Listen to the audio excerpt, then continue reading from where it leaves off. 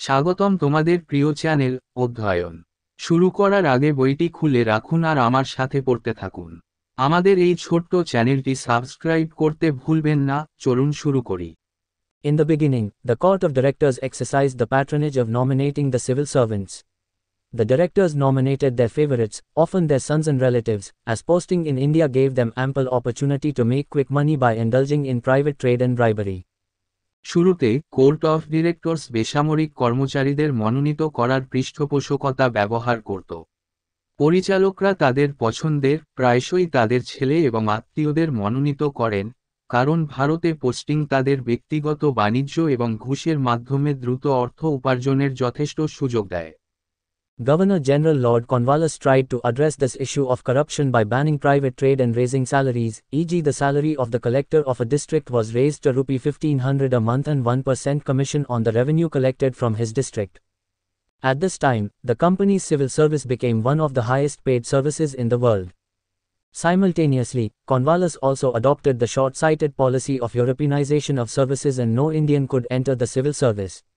In fact, it was officially laid down in 1793 that all higher posts in administration worth more than £500 a year in salary could be held by Englishmen only. In view of his efforts to reform, modernize and rationalize the civil service, Cornwallis is also known as the father of civil service in India. Governor general Lord Cornwallis ব্যক্তিগত বাণিজ্য নিষিদ্ধ করে এবং বেতন বৃদ্ধির মাধ্যমে দুর্নীতির এই সমস্যাটি সমাধান করার চেষ্টা করেছিলেন, যেমন একটি জেলার কালেক্টরের বেতন মাসে ₹1,500 এবং তার জেলা থেকে সংগৃহীত রাজস্বের উপর 1% কমিশন। এই সময়ে কোম্পানির সিভিল সার্ভিস বিশ্বের সর্বোচ্চ অর্থ প্রদানের পরিষেবাগুলির মধ্যে একটি হয়ে ওঠে। একই সাথে কর্নওয়ালিসও পরিষেবাগুলির ইউরোপীয়করণের অদূরদর্শী নীতি গ্রহণ করেছিলেন এবং কোনো ভারতীয় সিভিল সার্ভিসে প্রবেশ করতে পারেননি। প্রকৃতপক্ষে এটি আনুষ্ঠানিকভাবে 1793 সালে নির্ধারণ করা হয়েছিল যে প্রশাসনের সমস্ত উচ্চ পদে বছরে £500 বেশি বেতনের বেতন শুধুমাত্র ইংরেজদের দ্বারা অধিষ্ঠিত হতে পারে। সিভিল সার্ভিসের সংস্কার, আধুনিকীকরণ এবং যৌক্তিকতার জন্য তার প্রচেষ্টার পরিপ্রেক্ষিতে কর্নওয়ালিসকে ভারতে সিভিল সার্ভিসের জনক বলা হয়। To further deal with the problem of corruption, Lord Wellesley introduced training for civil servants in 1798. Accordingly, in 1800, Fort William College at Calcutta was founded, which also trained civil servants in Indian languages, literature and sciences.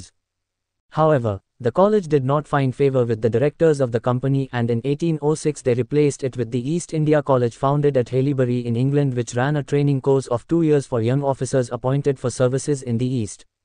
For the next 50 years, the company's civil servants were a product of the Haileybury College.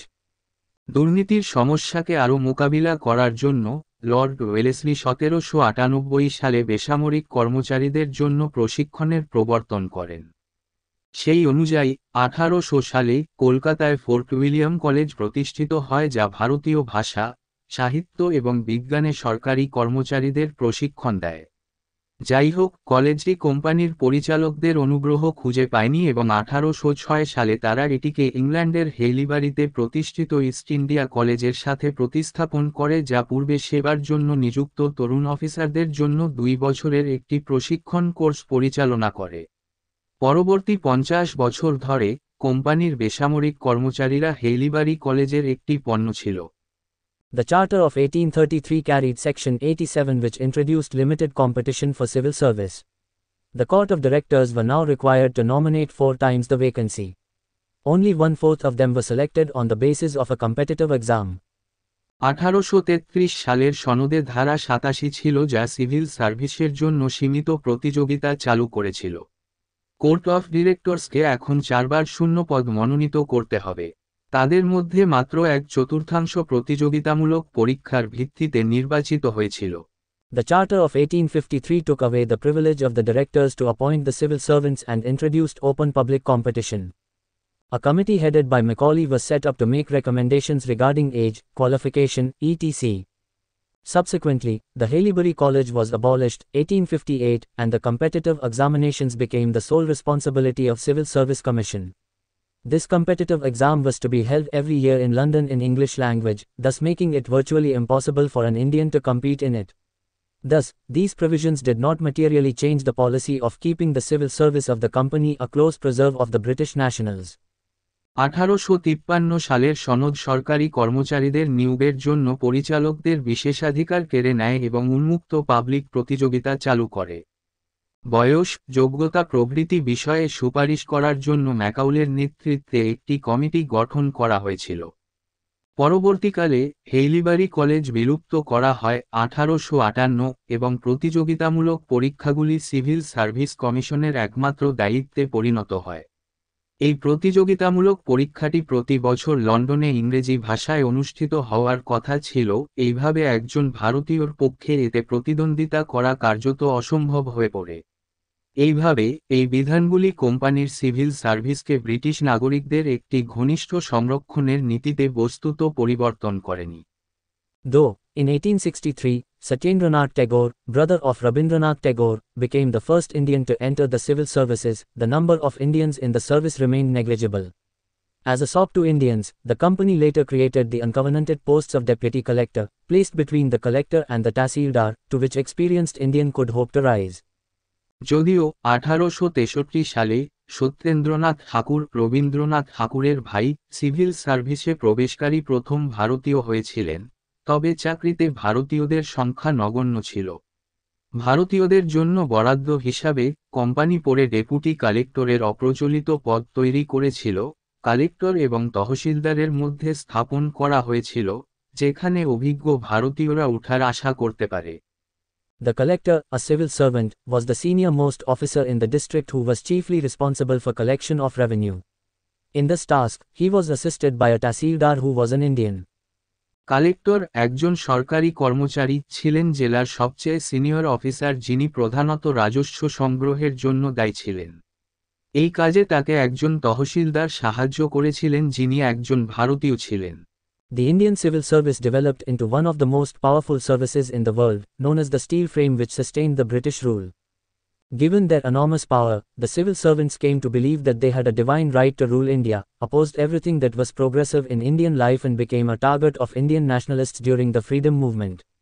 After 1947, independent India continued with this system of civil service which is retained almost in its original form till date. ভারতীয় civil service বিশ্বের অন্যতম শক্তিশালী পরিষেবা হিসাবে বিকশিত হয়েছিল, যা still frame হিসাবে পরিচিত, যা ব্রিটিশ শাসনকে টিকিয়ে রেখেছিল। তাদের বিশাল ক্ষমতার কারণে সিভিল সার্ভেন্টরা বিশ্বাস করে যে তাদের ভারত শাসন করার ঐশ্বরিক অধিকার ছিল, ভারতীয় জীবনে প্রগতিশীল সবকিছুর বিরোধিতা করেছিল এবং স্বাধীনতা আন্দোলনের সময় ভারতীয় জাতীয়তাবাদীদের লক্ষ্যবস্তুতে পরিণত হয়েছিল। 1947 সালের পরে স্বাধীন ভারত এই সিভিল সার্ভিসের ব্যবস্থা চালিয়ে যায়, যা আজ পর্যন্ত প্রায় তার আসল আকারে ধরে রাখা হয়েছে। Army. The bulk of the company's army comprised of Indian soldiers. In 1857, Indians comprised 86% of the total strength of the company's army. This was mainly because maintaining an exclusive British army would have been very expensive. However, all the officers in the army, as in other branches of administration, were British and the highest an Indian could reach was at the level of a subedar. Yet, it is surprising that a handful of British officers could control a predominantly Indian army. This is mainly attributed to the absence of modern nationalism in India at that time. Moreover, the company was good paymaster to Indians who already had the tradition of loyalty to the salt. The main task of the army was to keep India under subjugation. A secondary task was to fight England's wars with the Russians and the French and other enemies. সেনাবাহিনী কোম্পানির সেনাবাহিনীর বেশিরভাগ অংশ ভারতীয় সৈন্যদের নিয়ে গঠিত। 1857 সালে কোম্পানির সেনাবাহিনীর মোট শক্তির 86% ভারতীয় ছিল। এটি প্রধানত কারণ একটি একচেটিয়া ব্রিটিশ সেনাবাহিনী বজায় রাখা খুব ব্যয়বহুল ছিল। যাই হোক, সেনাবাহিনীর সমস্ত অফিসার প্রশাসনের অন্যান্য শাখার মতোই ব্রিটিশ ছিলেন এবং একজন ভারতীয় সুবেদারের স্তরে সর্বোচ্চ পৌঁছাতে পারেন। তবুও এটা আশ্চর্যজনক যে মুষ্টিমে ব্রিটিশ অফিসার একটি প্রধানত ভারতীয় সেনাবাহিনীকে নিয়ন্ত্রণ করতে পারে। এটি প্রধানত তৎকালীন ভারতে আধুনিক জাতীয়তাবাদের অনুপস্থিতিকে দায়ী করা হয়। তদুপরি কোম্পানিটি ভারতীয়দের কাছে ভালো বেতনের মাস্টার ছিল, যাদের আগে থেকেই লবণের আনুগত্যের ঐতিহ্য ছিল। সেনাবাহিনীর প্রধান কাজ ছিল ভারতকে পরাধীন রাখা। একটি গৌণ কাজ ছিল রাশিয়ান এবং ফরাসি এবং অন্যান্য শত্রুদের সাথে ইংল্যান্ডের যুদ্ধ করা। The police as the third pillar of administration was again a creation of Cornwallis. Prior to this, policing was done by zamindars with the help of armed retainers.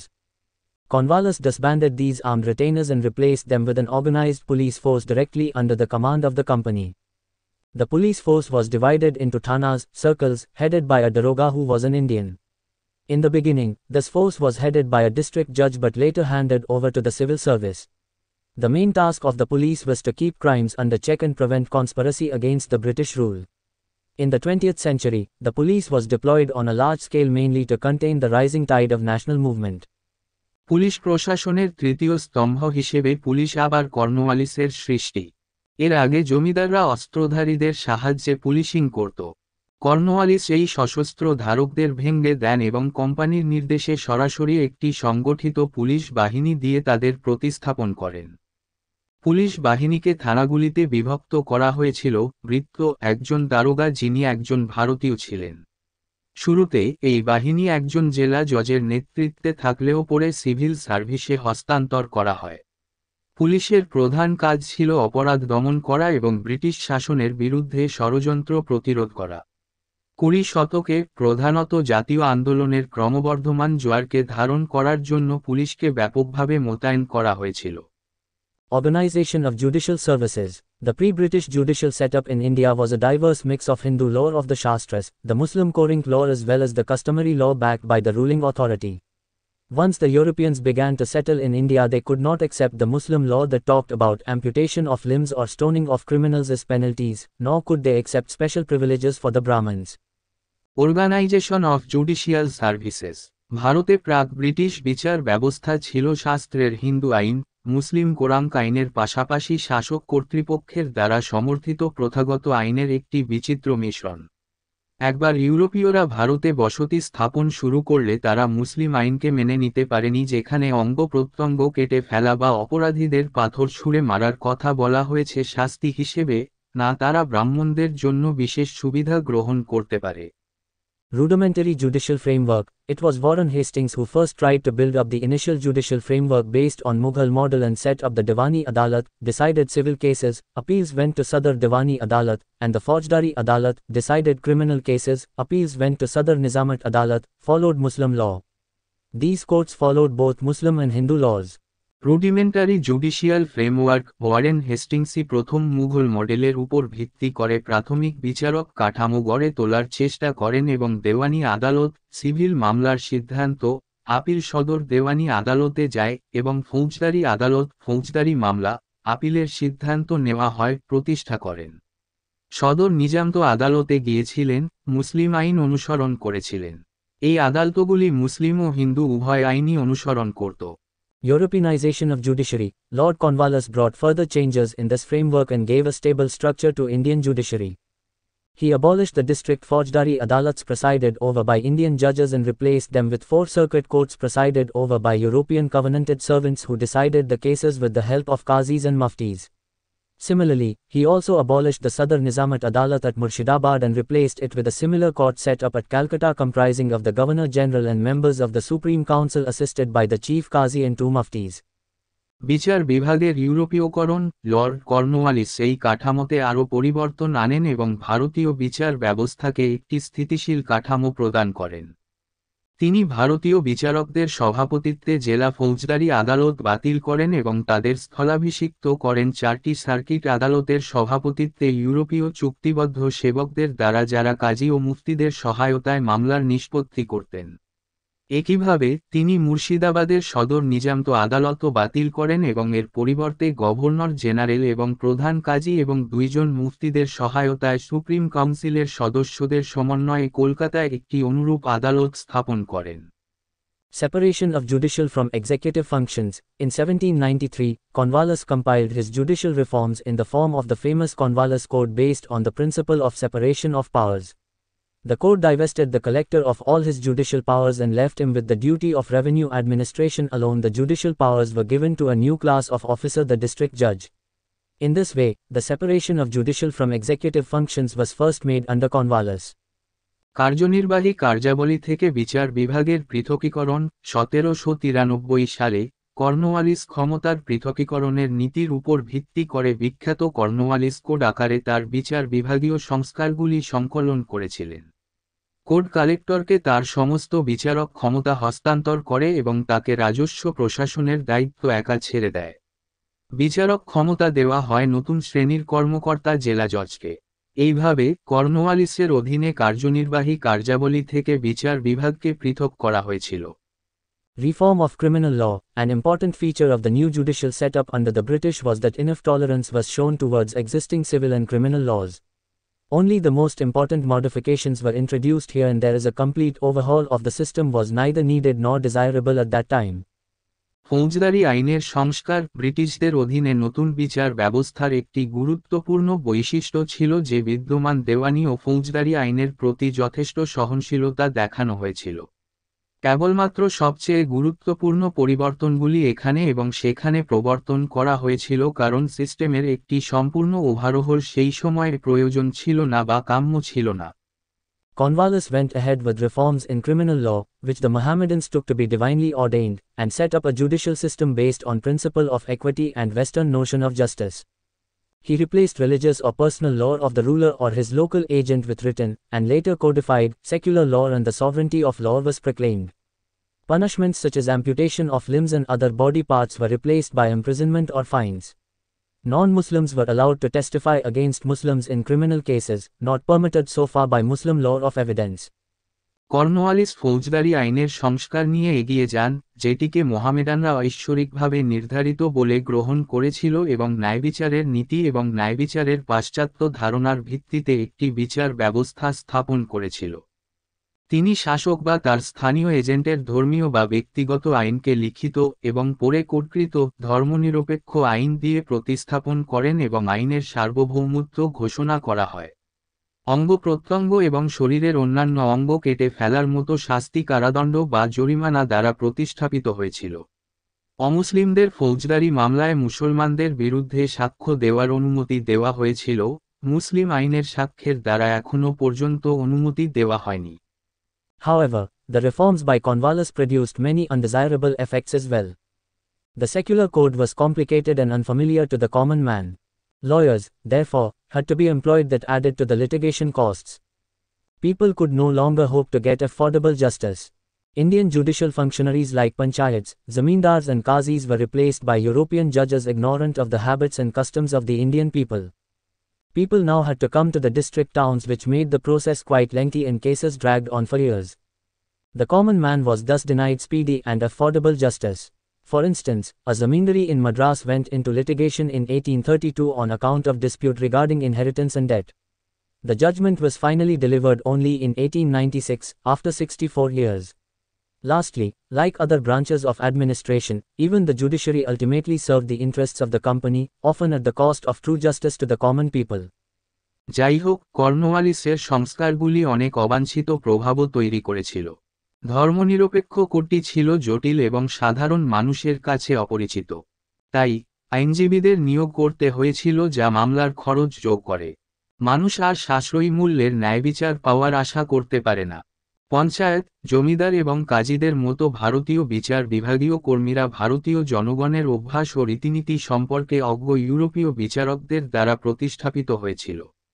জনগণকে এখন জেলা শহরে আসতে হয়েছে, যা প্রক্রিয়াটিকে বেশ দীর্ঘায়িত করেছে এবং মামলাগুলি বছরের পর বছর ধরে টানাটানি করা হয়েছে। সাধারণ মানুষ এইভাবে দ্রুত এবং সাশ্রয়ী মূল্যের ন্যায়বিচার থেকে বঞ্চিত হয়। উদাহরণস্বরূপ, মাদ্রাজের একটি জমিদারি 1832 সালে উত্তরাধিকার এবং ঋণ সংক্রান্ত বিরোধের কারণে মামলায় জড়িয়ে পড়ে। 64 বছর পর 1896 সালে অবশেষে রায় দেওয়া হয়। সবশেষে, প্রশাসনের অন্যান্য শাখার মতো, এমনকি বিচার বিভাগও শেষ পর্যন্ত কোম্পানির স্বার্থে কাজ করে, প্রায়ই সাধারণ মানুষের কাছে সত্যিকারের ন্যায়বিচারের মূল্যে। The Charter Act of 1793 also required that all laws relating to rights of persons and property be printed with translation in Indian languages so that people can know about their rights and immunities. In this way, this act laid the foundation of governance based on written laws in British India in place of personal rules of past rulers.